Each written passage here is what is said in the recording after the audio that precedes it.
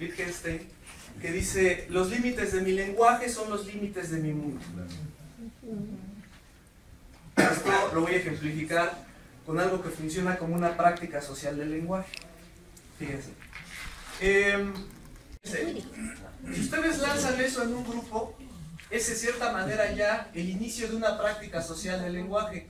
Ustedes escucharon allá abajo, hay un reto cognitivo. O sea, el reto cognitivo es, ¿qué es eso?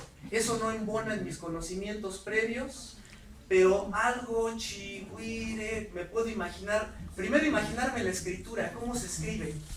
A ver, ¿cómo se escribe?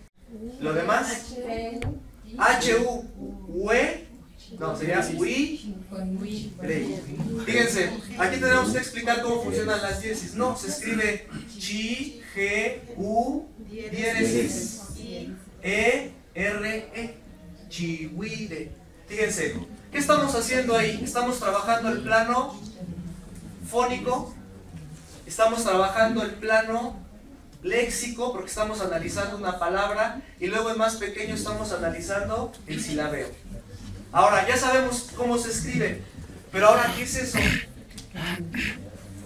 ¿Qué es eso?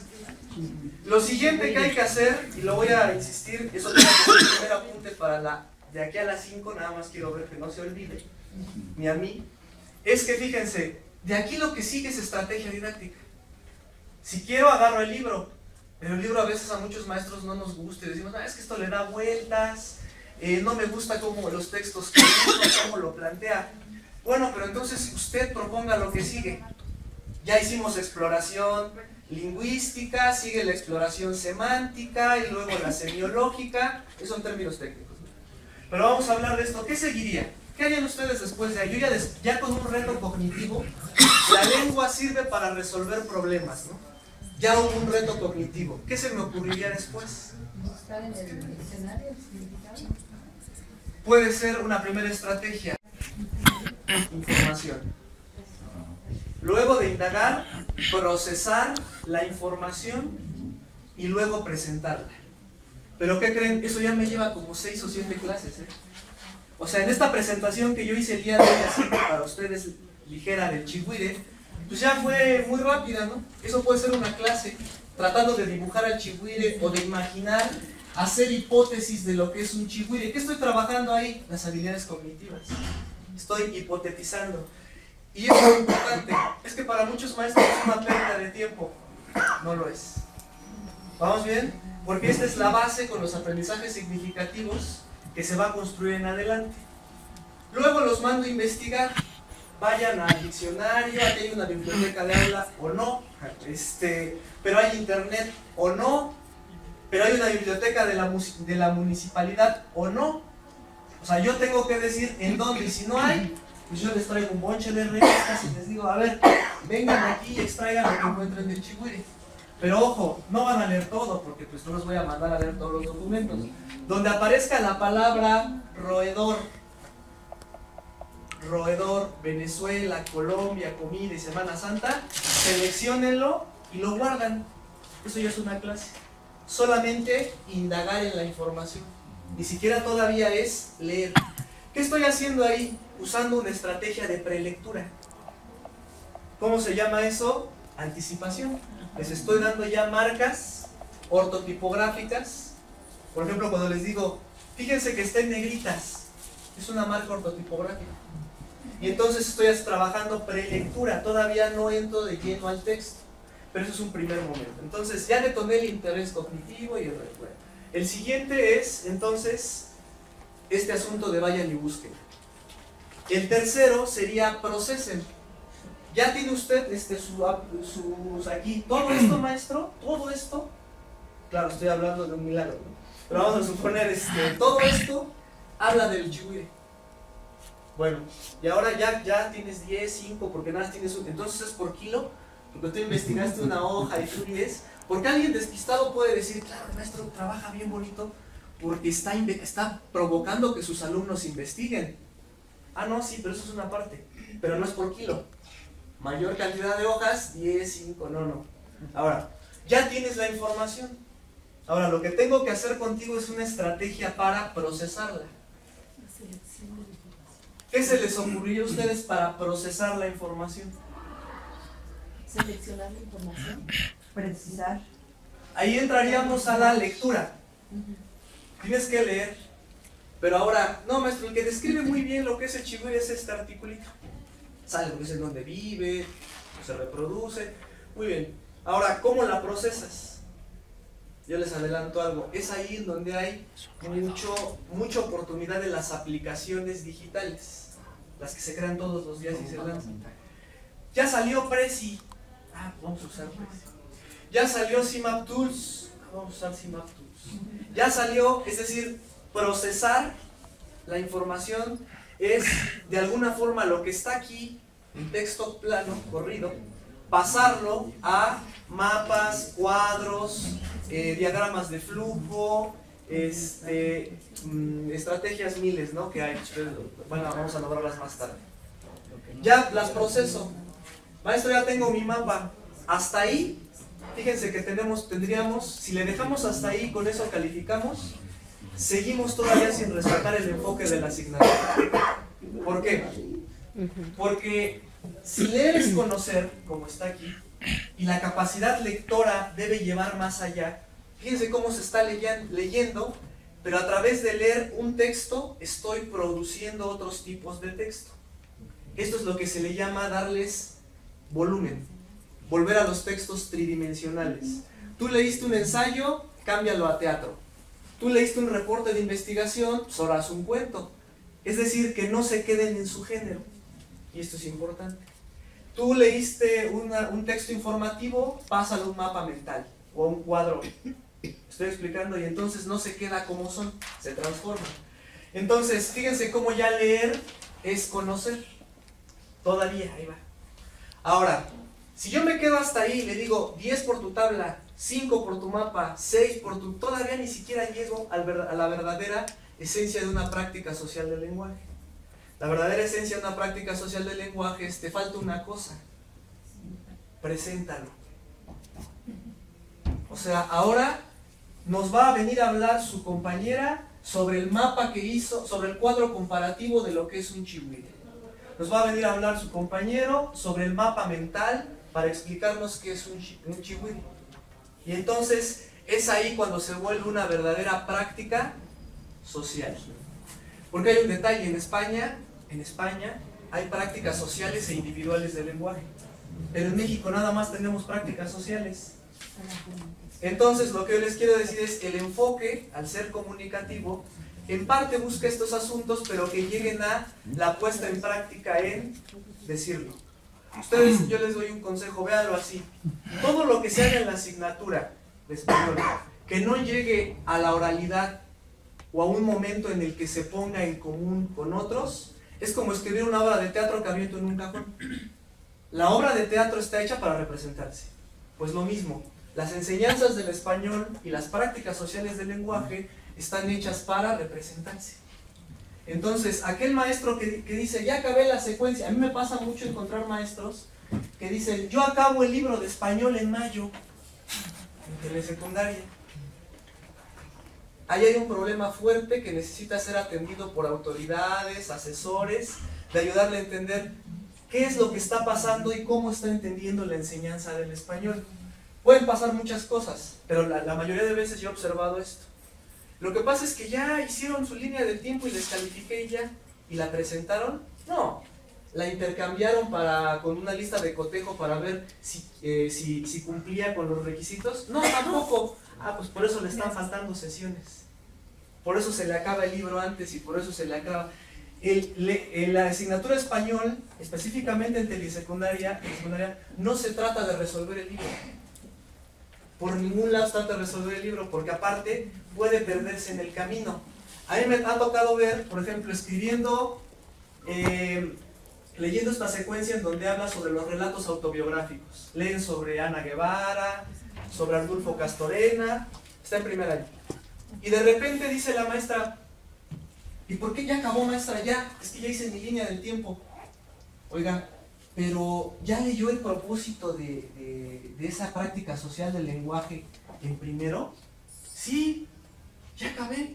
No, pero resulta que aquí usted tenía que llegar a construir un texto autobiográfico. ¿Qué le pasó a la maestra? Se perdió a la hora de ponerlos a escribir. Pensó que el producto final de la enseñanza de todas sus clases era una línea del tiempo, pero no el relato autobiográfico. Si seguimos con cuidado la secuencia, nos vamos a dar cuenta que la línea del tiempo ayuda al niño a redactar su relato autobiográfico, ¿verdad? Pero es un apoyo, un insumo. No es el propósito de la práctica social. Entonces, diciéndoles esto, pues, a lo que voy es, si vamos bien, ya no los dejo la duda con el chigüire, porque inicié con esta cita de Wittgenstein: los límites de mi lenguaje son los límites de mi mundo.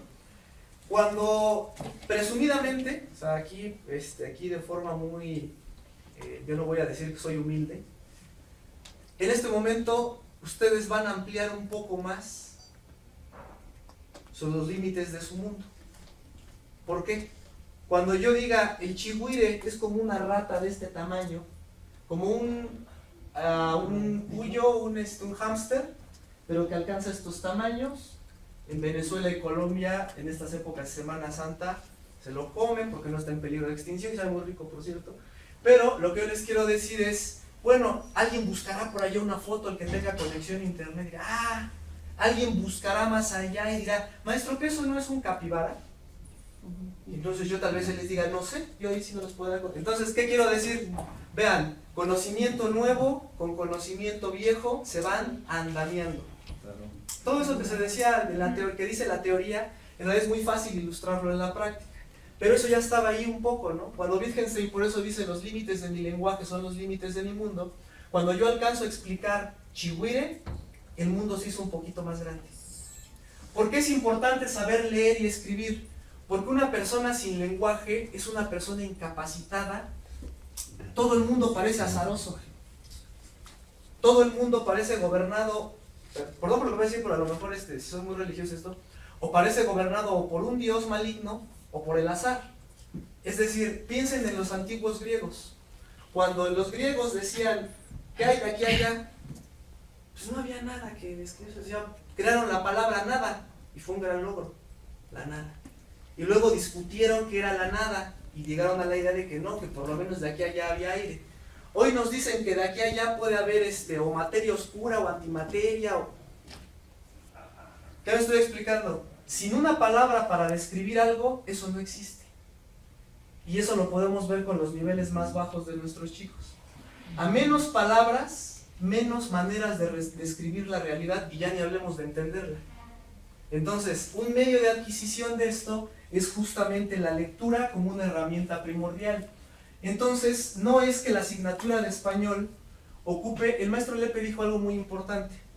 ¿Verdad que no dijo en ningún momento que se aprende español y con que hables está bien? ¿Con que leas está bien? No, él dijo, el español es un objeto de estudio. Eso quiere decir que entonces no ocupa 5 horas a la semana para decir, pues ahí medio habla, ahí medio escribe. No tiene sentido, porque entonces vete a tu casa y allá medio hablas y también medio escribes. ¿Para qué meterlo en la currícula y gastar tanto dinero en cursos como estos, en libros y en un espacio curricular? No tiene sentido. Y yo les voy a ejemplificar por qué la importancia de articular esto en cosas concretas, como se propuso ahora por prácticas sociales del lenguaje. Esto se propuso así un poco para tratar de hacer alumnos que resuelvan problemas, que resuelvan muchos problemas. Les voy a dar un ejemplo, pero de esos que dicen, no maestro, es que eso está fuera del enfoque. Parece que el domingo hubo un partido muy bueno, por eso no había tránsito en la Ciudad de México, ¿no? Pero, por ejemplo, en el enunciado, yo amo el fútbol, ¿cuál es el sujeto? Bueno, primero, antes de eso, pero ya les dije que les voy a preguntar, váyanlo pensando. Yo amo el fútbol.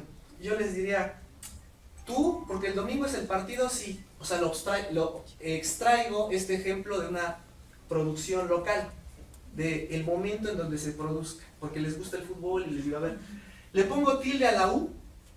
¿Ustedes qué me dicen? ¿O no le pongo tilde a la U? O sea, la palabra fútbol, ¿le pongo tilde a la U o no? Una primera distinción, fíjense. Todas las palabras en español tienen por lo menos un acento. La diferencia es que si es prosódico o escrito. Entonces, hemos dicho mal las cosas, no hay que decir, ¿dónde está el acento? Porque el niño les puede contestar muy bien, aquí, pero eso no significa que sea escrito. Él está localizando la sílaba tónica y lo está haciendo bien. La diferencia es si le pongo, por ejemplo, en fútbol, les va a ilustrar un poco esto. ¿Le pongo tilde o no? Porque le sale un alumno conectado a internet abusado de una zona allá cercana a la zona metropolitana, donde se haya buena conexión, lo busca y dice, oiga, porque ¿a poco la selección argentina, chilena, uruguaya se va a equivocar y le va a poner fútbol a sus playeras de la selección? Entonces nosotros dudamos, ¿no? Y decimos, ¿a poco Nike o Adidas, pues ellos tienen asesores, ¿no? Entonces uno duda y dice, pues pónsela, ya para acabar pronto. Pero si el internet lo dice, pues pónsela. ¿Qué es lo que sucede? Yo como digo las cosas, yo digo, vamos al fútbol, o digo, vamos al fútbol. Al fútbol, che. Yo no digo al fútbol, che. A mí me gusta el fútbol. No, los argentinos, los chilenos y los uruguayos dicen fútbol. Como es una palabra grave que no termina en N eso vocal, nosotros decimos fútbol. Palabra aguda que no termina en N vocal, por lo tanto no se tilda. La nuestra no lleva. ¿Y de dónde saca usted eso, maestro? Hay 5 normas reconocidas para la Academia para América, 3 para España, y eso se le llama política panhispánica de la lengua. Recoger todas las realidades y normarlas todas. O sea que para los argentinos está bien, claro, porque las tildes, la colocación de tildes responde a un criterio prosódico. Vean. Ahora, eso es un asunto léxico a nivel de palabra. Ahora vamos a un asunto gramatical. ¿Cuál es el sujeto en yo amo el fútbol? Ándale, pues todos estamos entre compañeros. Yo. Esa es una cosa que siempre se obtiene. Fíjense, no me lo van a creer y luego me escriben o me hablan por teléfono para regañarme, pero el sujeto es el fútbol. Ya sé qué está pasando. Cuando yo amplío la noción de que el sujeto no solamente es quien hace la acción, sino de quien se predica algo, también por eso se llama predicado. Claro, el predicado es todo lo demás y el sujeto es el fútbol. Y entonces, esto, fíjense ya la práctica social, esto que inició como una plática de una oración y todo, ya se metió con contenidos. Contenidos fonéticos, gramaticales y léxicos. Y nada más platicando. Y que yo estoy seguro que a muchos incluso les van a servir para este momento. Fíjense. Ahora, si nos metemos en más asuntos, dirán, bueno, ¿y por qué esto es importante?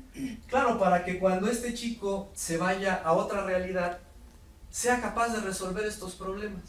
O sea, yo le puedo enseñar lo de las tildes, lo de las comas y lo de los puntos, hablando del chigüire, hablando del fútbol, o hablando de lo que sea. Fíjense qué bonita es la asignatura de español. La asignatura de español permite que, comprendiendo muy bien el enfoque, yo puedo hablar prácticamente de lo que quiera y sin embargo tener un montón de conocimientos y contenidos embonados. Entonces, ¿por qué esto es importante? Porque si vamos a resolver problemas para el lenguaje, pues hay que hacerlo desde el principio, ¿no? Desde el inicio de los campos formativos. ¿Por qué? Porque fíjense, si ustedes ven cómo está hecho el currículum en México, el currículum en México no está hecho en esto de los campos de formación lineal. No es de que yo vea un tema, ya te lo di, palomita. Tu maestro de segundo año te va a dar otros, palomita. Tu maestro de tercero, eso era hace muchos años. Ahora el currículum está construido en espiral. ¿Qué pasa? Ustedes van a ver que desde el kinder tienen prácticas sociales como, cuéntame de tus vacaciones. Y el niño cuenta, yo fui con mi tío, y ustedes dicen, ¿y eso qué es? A lo mejor no tiene sentido cuando en primaria tiene una práctica social que dice hablar sobre mí mismo. Entonces también hablan sobre sí mismos, pero a ella les dicen, conjuga bien los verbos en pasado. o en presente. Luego llegan a secundaria y dice, escribe una autobiografía. Ah, pero aquí tienes que aprender a manejar el pasado histórico. ¿Me estoy explicando? ¿Cuál es la diferencia? ¿Que nos la pasamos viendo lo mismo? Sí. Sí, nos la pasamos viendo lo mismo. La única diferencia es que las prácticas sociales del lenguaje se van haciendo conforme se avanza en los campos de formación más profundas y más extensas. Lo que al principio se pide con cierta ingenuidad, así cada vez más bajo, se va haciendo más profundo y más extenso conforme se avanza. Pero es lo mismo, es exactamente lo mismo. Y entonces habría que comprender esto para ver en realidad cómo funcionan los campos formativos. Los campos formativos, y lo curioso es que no solamente estoy hablando de español, ¿eh? Esto aplica para todas las asignaturas. Ahora, estos campos entonces que ya adelanté, ¿cómo funcionan? Claro, yo las voy platicando, pero ustedes van a tener las láminas para estas cuestión de de reconocer toda esta información de la manera, pues digamos, más sencilla que yo puedo, ¿no? Entonces de esto, los propósitos del español para la educación básica son estos. Es muy importante que sepamos que conforme vamos avanzando, cumpliríamos con estos propósitos de la asignatura en toda la educación básica, es decir, lo que se hace en primaria, desde preescolar, primaria y secundaria, abona todo para cumplir a esto. Y cuando oficialmente ya educación media sea parte ya operativamente de la educación básica, también va a trabajar para esto.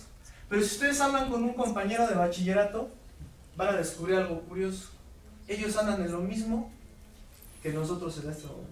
Ellos también están hablando de secuencias, de proyectos, e incluso ya empiezan a hablar de prácticas sociales del lenguaje. Entonces, de este propósito del curso, pues como pueden ver, no es poca cosa, tiene mucha aspiración para llegar a todos los maestros, y sobre todo, que se ejerciten estos ámbitos. El ámbito de estudio, el ámbito de participación social y el ámbito de literatura.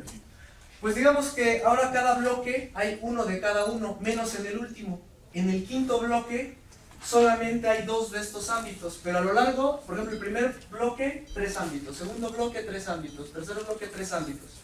¿Cuál es la diferencia entre ellos? Si ustedes pueden ver, estudio, participación social, literatura.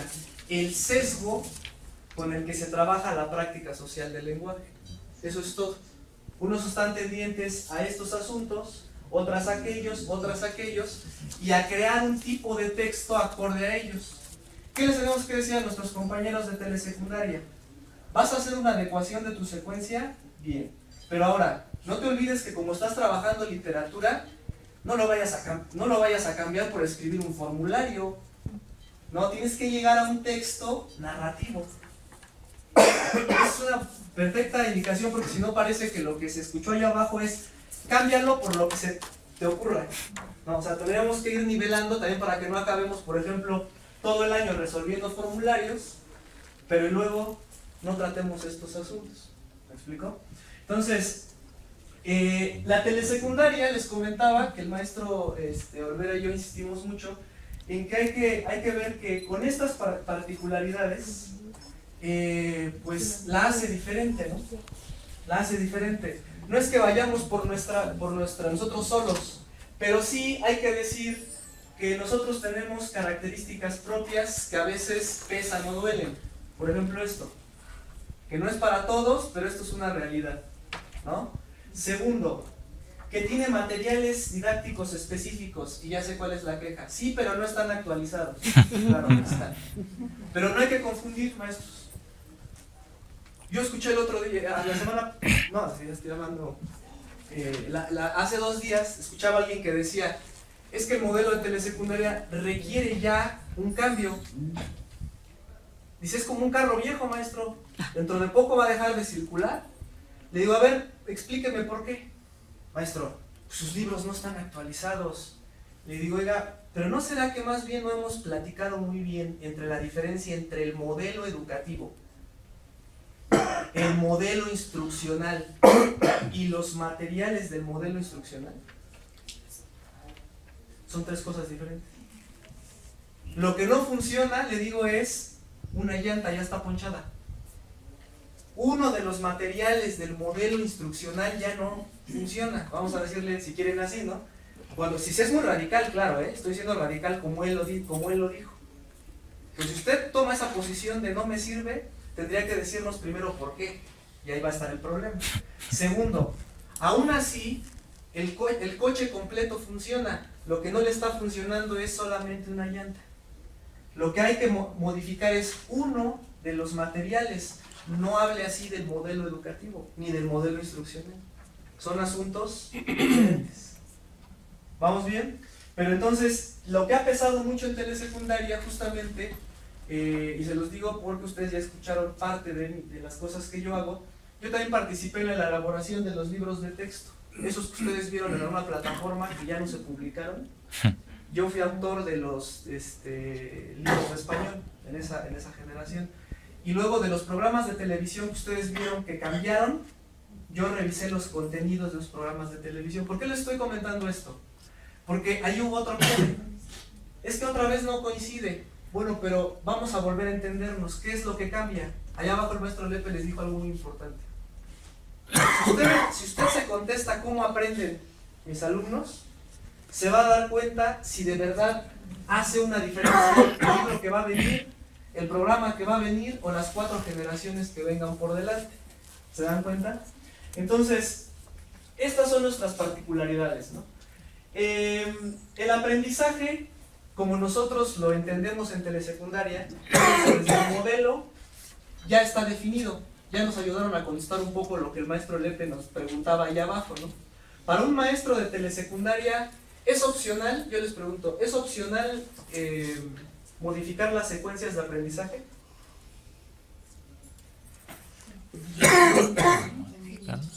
¿O no puede? Sí. Porque en los libros anteriores la obsesión era vigila que contesten todo el libro. No. Y si no contestan todo el libro, le vamos a levantar un oficio al maestro. ¿Qué estoy diciendo con esto? Lo que trato de ilustrar es que ahora dice el modelo, el maestro debe adecuar las secuencias didácticas. No es una opción. Como todas son iguales para el país, de hecho se sabe que a lo mejor ni te funcionan, porque te está hablando de algo que no es tu realidad. Tu obligación es transformarlas. Y eso está dicho ahí por escrito. De hecho forma parte de los momentos de mediación del modelo instruccional. Entonces, contestando esto es el aprendizaje para nosotros y esto sería la enseñanza. O sea, digamos, nosotros ya tenemos hasta por escrito un poco cómo contestar los retos los retos cognitivos que el profesor Lepe nos lanzaba, ¿no? En esto entonces nosotros tenemos un proceso para que nuestros alumnos aprendan, un proceso determinado para mediar entre todas las asignaturas, el programa de estudios, abordar el contenido programático y llegar al aprendiz. ¿Cómo se llama eso? Modelo instruccional. No libro, no modelo, modelo instruccional. Entonces lo que tenemos es que este modelo instruccional es el que nosotros tratamos de embonar a la estrategia que vamos a elaborar el día de hoy. Nosotros, esto es por ejemplo, en grandes términos lo que hace un docente de asignatura de una secundaria general. Una secundaria general, incluso yo les diría, ¿qué hace para su enseñanza? Toma el programa y traduce el programa a actividades. ¿Qué hacemos nosotros? Aprovechamos el libro y el libro es el que dosificamos en un documento llamado planificación, que en sentido estricto debería llamarse dosificación. Si me he explicado correctamente de por qué, no planificación. Planifican los de allá de diurnas, los de generales, porque agarran el programa y hacen un primer nivel de mediación que a nosotros ya nos lo hace el libro. Nosotros por eso hablamos de segundos niveles de mediación. Tomo la mediación de otra mediación, diciéndolo en forma simple, ¿no? Entonces, a lo que voy es que es otra de las diferencias que hace particular a esto.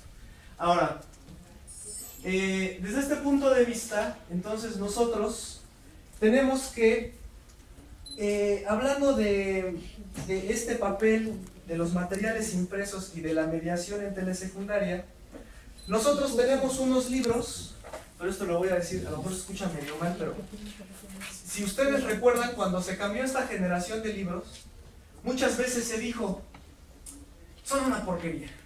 Ya así con todas sus letras. Digo, somos compañeros. Y entonces dijo, no, es que ¿por qué? No sirven para nada. Entonces uno profundizó. Dijo, pero a ver, vamos a platicarlo. ¿Por qué no sirve para nada? Es que mire, por ejemplo, ¿qué me dices? Organiza sesión 1. Hablen sobre lo que han leído. Oiga, maestro, qué pérdida de tiempo. Y luego bueno, no, esto no trae nada. Me la abrí. Sesión 2. Uy, hacer una tabla sobre lo que hablamos ayer. Pues si no hice lo de ayer. Sesión 3. Sesión 3. Aquí sí trae explicaciones. Ahora sí. Cópienlas en su libreta. ¿Qué es lo que estaba buscando este maestro? Estaba buscando la guía de aprendizaje en donde el truco era relativamente sencillo.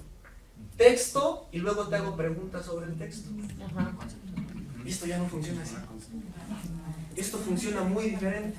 Esto, para el temor que nosotros tenemos de ser desplazado por las tecnologías, ojo, es que si el maestro solamente es un mediador va a ser desplazado.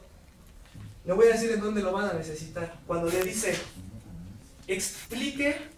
hable con sus alumnos sobre las figuras literarias usadas en este cuento. Ya sé, por eso es una porquería. Porque aquí en ningún lugar me explica qué es una figura literaria y cuáles son. ¿Qué era lo que me gustaba de los libros blancos? Y a mí me pasó, yo cuando llegué al servicio me tocó manejar esos libros. Yo iba aprendiendo a la par de mis alumnos. Esa es la verdad. Que lo único que yo tuve que desarrollar fue que tuve que aprender a leer más rápido y mejor. Y si no le entendía era, a ver, vuelve a leer, Pepito, porque leyeron mal. Entonces en la segunda ya la agarraba yo. Pero claro, yo me iba formando a la par de mis alumnos. ¿Qué sucede con estos libros? Estos libros ya no se cansan en explicar nada. Nada más dice, dígales que hagan esto. Pero luego yo veo estos poemas y digo, ¿dónde están aquí las figuras literarias? ¿Dónde está definido o ejemplificado qué es una figura literaria? ¿Cuál es la diferencia entre una figura retórica y una figura poética? Bien. Entonces, claro, estos libros son una porquería. ¿Qué es lo que sucedió? Que paradójicamente, maestros, estos libros demandan más que nunca la presencia de un profesor frente a un grupo para volverse un verdadero mediador. No está ni desplazado ni echado al rincón, porque el libro solito le va a exigir que le diga, pídele a tu maestro que organice el debate. El maestro tiene que saber cómo funciona un debate. Y si no lo sabe, ahí viene creo que lo que hemos estado viviendo estos últimos años. Una necesidad de formación muy fuerte para todos nosotros en todas las asignaturas, porque ahí viene el otro detalle, que vemos todas las asignaturas. Entonces, hacia lo que voy, es justamente decirles que estos materiales impresos son una gran ventaja, pero hay que entender cómo funcionan, para que de verdad llegue a las aulas la propuesta curricular que se lanza desde la Secretaría. Entonces, si nosotros vemos estas secuencias, que es las que pretendíamos usar, pero parece que no las van a tener todos, así es que vamos a adecuar un poco la actividad. Nosotros podemos ver así el gran mapa, que en las sesiones, ustedes ven que en la sesión 1 es ver el video y escuchar la lectura. ¿Y eso qué trae? ¿No? O sea, eso, ¿cómo, no? Como una clase, como una lección, lo que sea, ¿no? Una lección va a ser eso. Realización de juegos de expresión. No, pues ¿para qué? Es así como que hasta me da pena porque yo tengo que hacerlo. Y la verdad, pues exponerme yo, el maestro con doctorado, ahí hacer gestos, no, ¿cómo creen? Luego, hacer todo esto, ¿no? Realizar juegos de expresión. 3, un taller de improvisación. 4, teatro. Es decir, fíjense cómo entonces esto demanda nuevas habilidades docentes. Que ya no se trata, como ustedes escucharon allá abajo al maestro Lepe, de solamente obtener información, sino de detonar lo que ya llamamos en sentido estricto competencias. El otro caso sería, por ejemplo, para esta secuencia de la perla de segundo grado, en donde, por ejemplo, hay que observar un programa de televisión, comentar la situación. Estas son las actividades de cada sesión. Y si no nos acostumbramos a entender cómo es el enfoque de la asignatura y luego cómo están hechos los libros para telesecundaria, pues sí vamos a tener maestros que acaben el libro en mayo. Sí, vamos a tener muchos. Es más, me sorprendería el que no lo acabara en mayo. Pero primero habría que explicarle cuál es primero lo que pretende la asignatura, luego cómo están construidos los libros. Porque la mala noticia es que si ustedes ven los libros de editorial, tienen el mismo sentido. ¿Por qué? Porque pues, la educación cambió, ya no se pretende solamente consumir información, sino aprender de ella.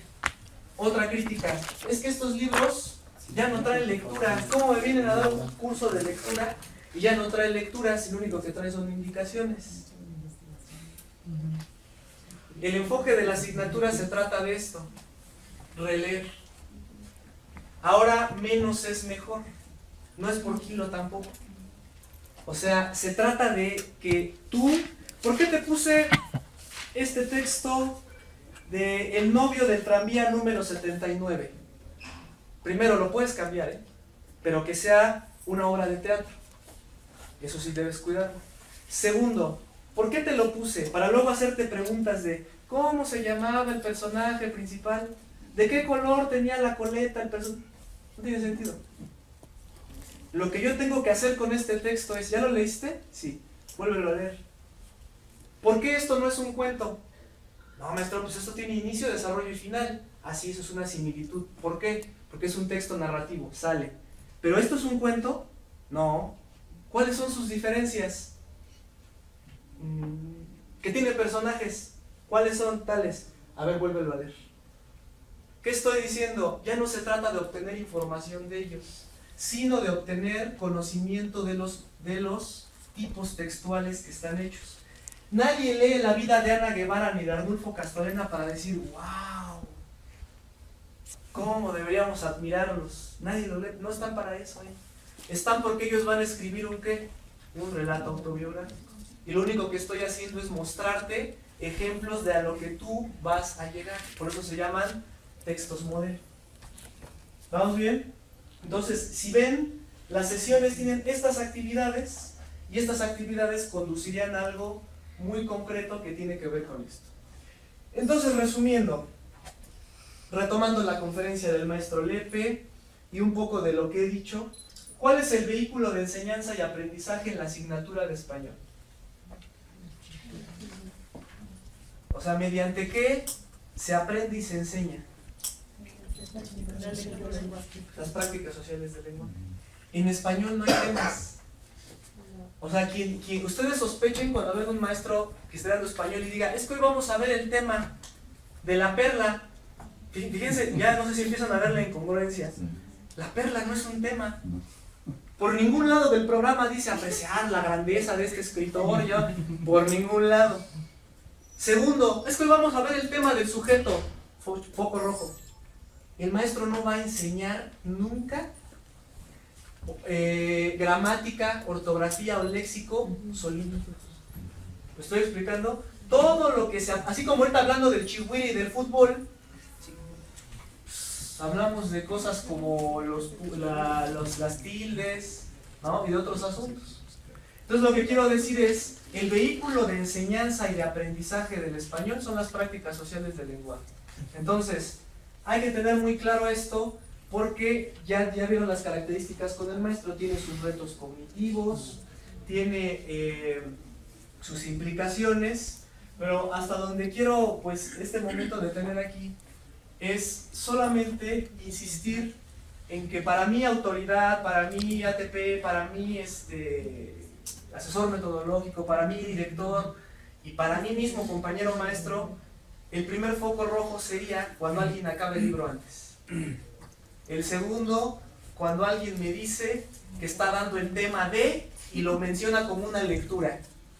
Las lecturas están ahí como un medio. Un medio. El fin es otro. Toda práctica social del lenguaje, voy a dar un ejemplo, Toda práctica social del lenguaje, más o menos en los libros viene traducida a este sombreado azulito. Entonces, por ejemplo, yo les voy a leer dice, el proyecto de esta secuencia es representar una obra corta escrita en equipos. Para ello, realizarás juegos de expresión corporal y breves dramatizaciones. Leerás algunos diálogos divertidos e interesantes, obras de teatro. También conocerás cómo se hace el montaje de la obra para presentarla con tus compañeros en la última sesión. Toda práctica social del lenguaje tiene un propósito didáctico y un propósito comunicativo. ¿Cuál es el propósito didáctico? Te vas a enterar de algo haciendo esto. ¿De qué se va a enterar? Se va a enterar de juegos de expresión corporal, de diálogos, qué es un diálogo, de cómo se hace un montaje de una obra. De eso se va a enterar, eso es lo didáctico. Pero ahora, ¿qué es lo comunicativo? La representación de la obra escrita.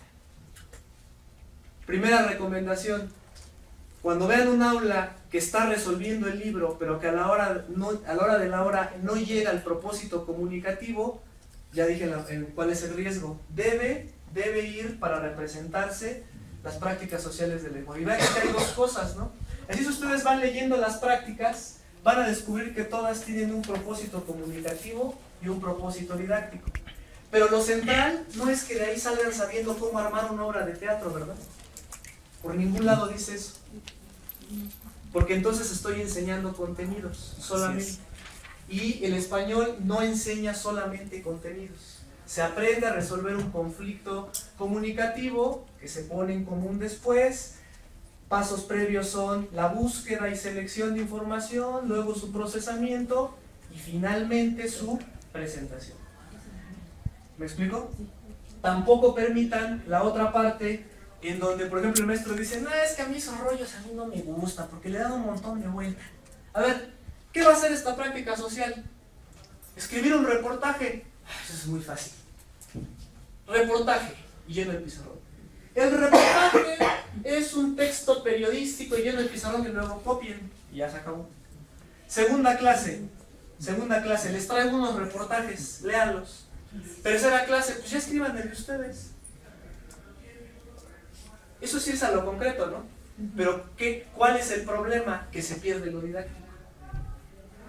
Por eso debe estar nivelado a dónde va con lo que también pretende didácticamente.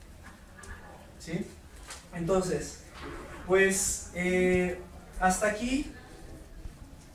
No sé si hay alguna duda sobre esto en particular. Vamos, bien. No, ya no.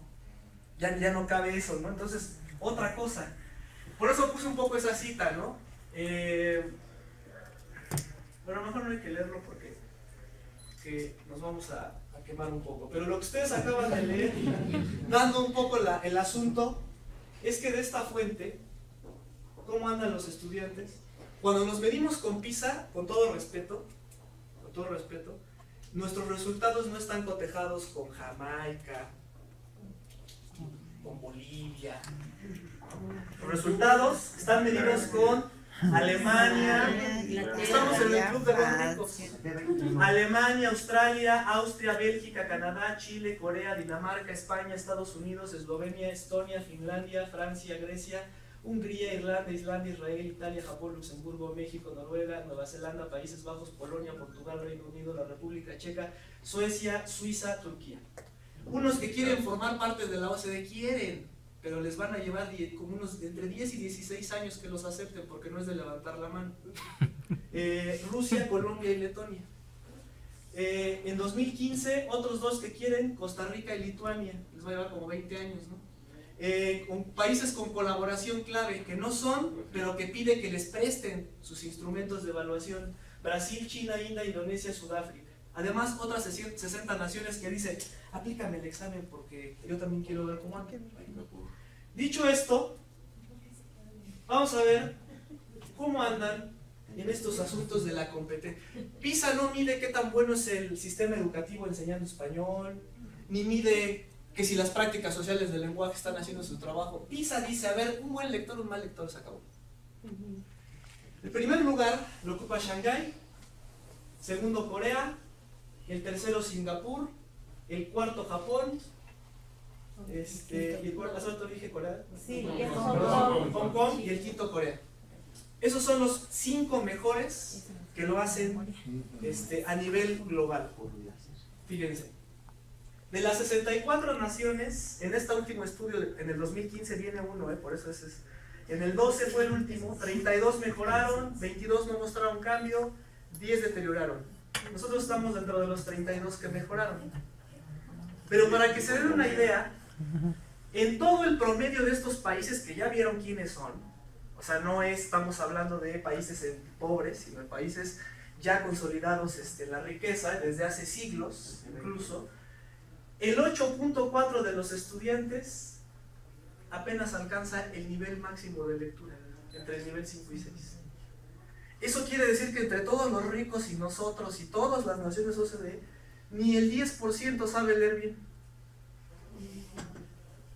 Segundo, Shanghái, que es el que lo hace mejor, apenas alcanza el 25.1% de toda la población estudiante. O sea que aún el primer lugar, como ven, no tiene mucho que presumir. ¿Me estoy explicando? Lo que estoy diciendo es que esto ya nos habla incluso de cosas de términos humanos, ¿no? De términos de cómo estamos planetariamente. Por eso les quiero mostrar esto. Entonces, a donde vamos, como ven, por eso el reto es complicado. Por eso el reto es difícil y por eso la urgencia de cambiar la manera en la que se lee.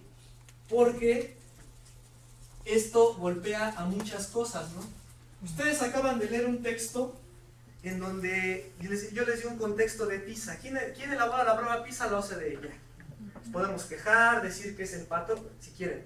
Pero todos los países que vemos ahí están en ese barco. O sea, no somos nada más nosotros. Lo bueno es que ellos, más que un organismo político, proponen una manera concreta de hacer las cosas. Quedamos que ustedes iban a subrayar cada vez que vieran literacidad y PISA. Bueno, ¿qué más podemos decir ahora que leyeron sobre PISA?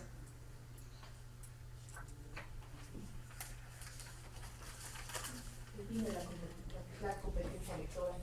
Establece lo que es la competencia lectora. Los tipos de texto. Los tipos de texto, define cuáles son los continuos y discontinuos. ¿Qué más? Texto estímulo. proponente, texto estímulo. Que la base de toda la detonar esto es el famoso un texto. Ellos le llaman estímulo. Si quieren, díganle texto, pretexto. O sea, el texto es para que tú te enteres de algo, si quieres, pero lo que yo voy a detonar con él es lo importante. Muy bien. Ya en términos de PISA, ¿qué sería ahora la literacidad? El objetivo. El propósito. La literacidad es tener la capacidad de ejercitar lo que ellos llaman subprocesos de lectura, que los voy a resumir así en otras palabritas. Conste que ya estamos negociando significados, ¿eh? Ustedes leen, entienden algo, y fíjense cómo el maestro en el aula regresa, con este ejemplo de lectura, a decirles, a ver qué entendieron. No, pues ahora vamos afinándolo, vean, ahí hay negociación de lectura. La literacidad en sentido estricto sería que yo cuando leo con un fin. A ver, yo no voy a acercarme a leer desde la torre, pues una mañana de domingo, todo crudo ahí en el parque. No, pues a lo mejor el periódico, ¿no? Y eso, si no me empieza a doler la cabeza más. ¿Qué estoy diciendo? Que de alguna manera, esto que es un ejemplo pues de broma, las personas se acercan a los textos con una intencionalidad. Quiero obtener trabajo, quiero llenar un formulario, quiero ver todas estas cosas, quiero ver esta beca que me da, todo esto. Segundo, que los 3 procesos de lectura se resumen en esto.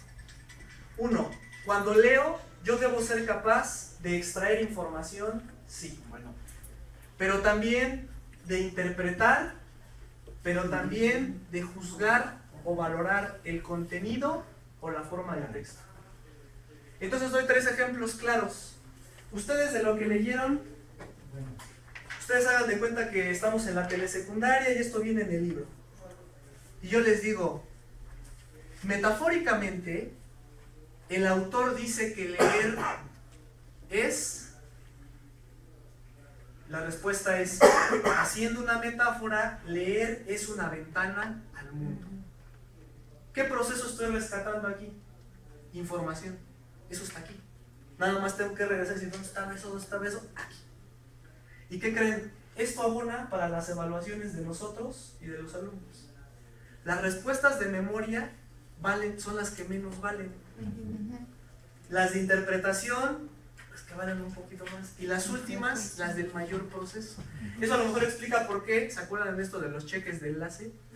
Eso lo hacen a lo tonto. ¿Por qué? Yo contesté 10 preguntas y no me llegó nada. Y los del maestro contestaron 6 y a él le dieron su estímulo. Lo que pasa es que viéndolas bien, sus alumnos respondieron los de baja, los de baja, los de bajo nivel. O sea, en los niveles 1 y 2. Los del maestro respondieron los del nivel 5 y 6. Aunque sea menos, los de él revelan que están mejor preparados para leer. Por eso creo. Y así nosotros con nuestros exámenes de carrera y lo que ustedes quieran, si no se acuerdan de algo, déjenlas de memoria. Las de memoria son las que menos puntúan. ¿Vamos bien? Las que tienen más valor son las que detonan las otras habilidades. Entonces, por ejemplo, esta pregunta que acabo de decir, localiza una metáfora respecto a la lectura. Eso es información, está aquí. Literal. Leer es una ventana al mundo. ¿Cómo haríamos un examen tradicional? Pues puras preguntas así. ¿Qué es la literacidad? No te conformes con eso. Ahora, te voy a dar una pregunta sobre interpretación. Déjame ver de cuál se puede sacar.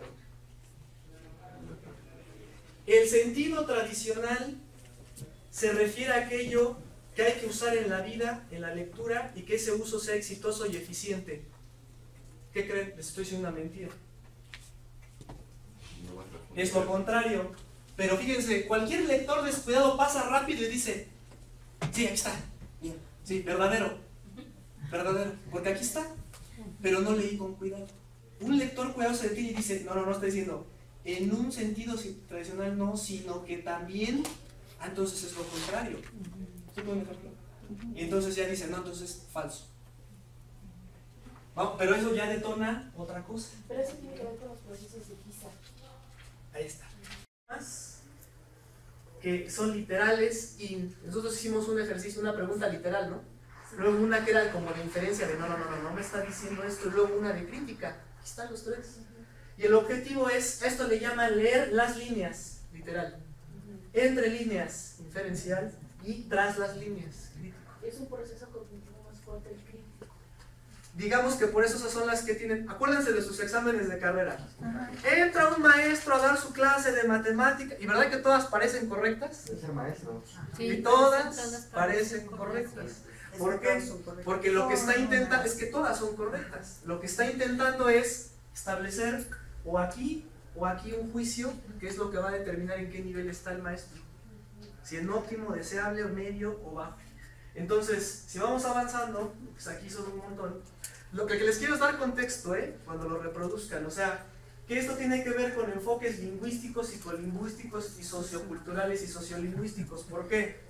Lingüísticos, porque se va a un texto concreto. Psicolingüísticos, porque para mí no significa, por ejemplo, el cuento La noche de los feos, de Mario Benedetti. Pues para mí, eso de que tener una cicatriz en la cara y que nadie me quiera por eso y que tenga que tener relaciones con una pareja con la luz apagada, por eso no significa nada. Pero puede estar anclado aquí. Y a nuestros alumnos les causa, porque se estimen baja autoestima, ¿no? Por ejemplo, o sea, leer no significa lo mismo para todos. Y socioculturales, es que esto es un enfoque de dominación política, y claro, ¿quién niega que no en el entorno actual en donde vivimos? Pero lo que quiero decir es, vean por qué la lectura está anclada en todo esto junto. Entonces, para eso están estas láminas aquí. Entonces, en pocas palabras, ¿cómo se concibe esto? Que la lectura para recuperar memoria es un fracaso. Si yo pongo textos a mis alumnos en la escuela solamente para extraer datos y luego me los repitan de memoria, eso explica por eso en qué nivel estamos en México en lectura. ¿Vamos bien? Ojo, pero nadie está diciendo que la memoria no es necesaria, No. Si se queda ahí, sí. lo que se está diciendo es que si se queda solo en recuperar memoria y datos, no, tiene que ir un poco más para allá. Ahora, este asunto de competencias, entonces estas son las competencias lectoras, pero nos vamos a ir directamente a lo que define PISA, ¿no? Según lo que define PISA, la competencia lectora consiste en la comprensión y el empleo de textos escritos y en la reflexión personal. Fíjense cómo ya en leer y comprender ya hay interacción y pensar en el contenido, con el fin de alcanzar metas propias. Yo leo mucho el periódico, claro, porque me quiero enterar, oye, ¿en qué va esto de la reforma? A ver hoy qué se les ocurre. A ver en qué va hoy esto. ¿Qué quiero decir con estas cosas? Que eso es alcanzar un fin, ¿no? Y alguien les dirá, no, maestro, ponte a leer literatura. Dirá, no, mira, yo soy funcionario. Yo ahorita lo que necesito es que si alguien más me pregunte, es decirle, el artículo tal, de alguna manera lo que estoy haciendo es alcanzar metas propias. ¿Vamos bien? Entonces, los textos responden justo a intereses. Entonces, hay contextos de lectura, aquí ya pusimos un ejemplo, ¿no? O sea que si leo bajo esta presión, ustedes son profesionales, de seguro distinguidos entre lo que hacen y por eso están aquí. Es decir, por eso este curso en muchos sentidos es sencillo, porque estoy hablando con personas que mucho de lo que digo ya lo saben. Entonces, en ese sentido, el contexto de lectura, ahorita ustedes leen cosas que dicen, ah, sí, esto es esto, esto es esto, esto es el otro. Pero piensen que puede haber, cuando ustedes lo reproduzcan, un contexto diferente. ¿Me explico? O sea, ahí a lo mejor no hay tanto conocimiento de esto. Segundo, lo que ejemplifiqué entre los poemas y lo que ustedes leyeron de los tipos de texto. Yo haría con esto una pregunta muy sencilla. ¿Cuál es la diferencia entre una crónica y un reportaje? La crónica va muy detallada, ¿no? Y el reportaje no por eso reporta. No, Perdón, por contestarles así. Lo que pasa es que es para que se den cuenta cómo dentro del aula estas respuestas se encuentran, pero hay que llevarlos así de... Pero un reportaje se supone que va un reportero, en rigor, a hacer... Entonces, ¿cuál sería la diferencia? Y entonces empezamos a... No, yo digo que es esta. Vean que mucho de lo importante es saber distinguir entre tipos de texto. Porque si no, doctorado en lingüística, y me dicen, maestro, ¿usted qué es tal cosa? Escríbame un texto donde les explica a los compañeros qué es la evaluación. Sí. Yo agarro el texto, lo escribo y digo, la evaluación es el proceso mediante el cual todos los niños son filtrados y etiquetados entre buenos y malos. Entonces luego lo toman, lo reproducen y entonces, a ver, pero es que espérame, yo quería que les explicaras qué era la evaluación, porque fíjate que no tienen ni idea, y ahora tú ya les diste armas para decir que no sirve para nadie, que para que evalúen. ¿Qué es lo que me hiciste tú? Un texto ensayístico, un texto de opinión, y lo que yo quería era un texto descriptivo. Entonces, podemos ver que en la práctica, incluso en nuestra práctica profesional, lo que a veces no comprendemos es el tipo de texto, ya sea oral o escrito, que esperan de nosotros. Entonces, estos procesos lectores son los que ya resumí, ¿no? Fíjense, hay en situaciones de lectura para uso privado, uso público, uso profesional, laboral y uso educativo. Y luego hay cómo lo empleo, para qué lo uso. Y luego se relaciona con las funciones de la lengua, los textos estímulo y otras relaciones. Esta tabla es importante para que vean que, por ejemplo, yo puedo tener un texto con función poética de uso privado, pero este texto con función poética puede ser también de uso público, referencial. ¿Estoy explicando? Ahora, texto continuo, rápido, así. Texto continuo, cuando el lector no tiene que interrumpir el hilo psicológico que va construyendo de la imagen porque no se encuentra con otra cosa. Un cartel sería un texto continuo o discontinuo. Discontinuo. Una receta de cocina. Discontinuo. Discontinuo. Ah, muy bien. O sea, es que ahí vamos, por eso que este asunto es de comprensión. Dice, el maestro pasó muy bien. Dice, pues si trae al lado la imagen en donde tiene una cucharadita y viene la cucharadita con una gráfica de una raya con 500 gramos. Use esta marca, ya se volvió discontinuo. Pero si es corrido, 1, 2, 3, 4, entonces es continuo. Bien, entonces fíjense, entonces ya ahí no me quedo más. Pero ya se entendió esta parte. Y ahí por ejemplo una receta. No tiene imagen, continuo, no hay problema. Discontinuo sería a ese mismo agregándole imágenes. Este es un mapa de la localización de un zoológico. Es un texto discontinuo. Bien. Ahora, entonces, esto de la competencia lectora es saber y saber dónde está la información. Por ejemplo, ahorita yo ofrecí una pequeña estrategia, ¿no? Que se llama anticipación. Cuando encuentren esto, subrayenlo y pónganle más atención. ¿Por qué? Porque sabemos que también la atención lectora se va diluyendo conforme avanza por razones psicológicas. Eso no me gusta, eso no me interesa, ya me dio sueño, ya me dio flojera, esta cosa que, entonces se empieza a diluir. Pero cuando yo le doy a mis alumnos desde el principio, fíjate en esto, porque de todo lo que podemos hablar, hoy nada más vamos a hablar de estos puntos, ya estoy ayudando justamente a saber localizar información. Entonces, con el segundo texto que tienen en su material, en su carpeta, dice subprocesos de lectura. Fíjense. No, este ya no lo vamos a leer completo, porque aparte es más extenso y trae menos espacios en blanco. Lo único que yo les puedo decir, pero sin embargo lo vamos a abordar. Fíjense. Estrategia. Anticipación.